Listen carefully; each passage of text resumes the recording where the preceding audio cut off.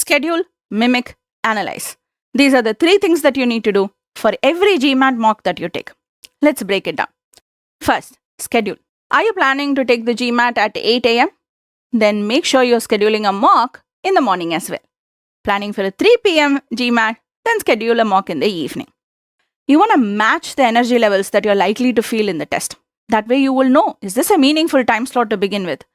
Will I be able to sustain my energy levels, my focus, my concentration for the 2.5 hours I need during the test? If necessary, you can replan and go for a different time slot in the actual GMAT. 2. Mimic the test conditions.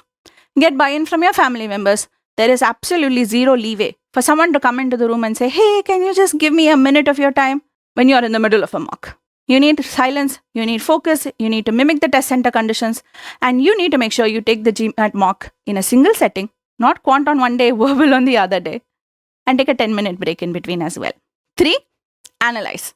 And we're going to do this analysis in 2 phases. Phase 1, right after we finish our mock.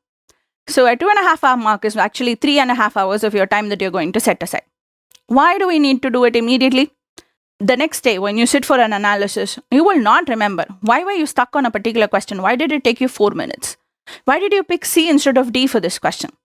So an immediate record of what you were thinking while you were answering the questions need to be done. And then the next day, you can do an in-depth analysis if you don't have the time to spare in that same day.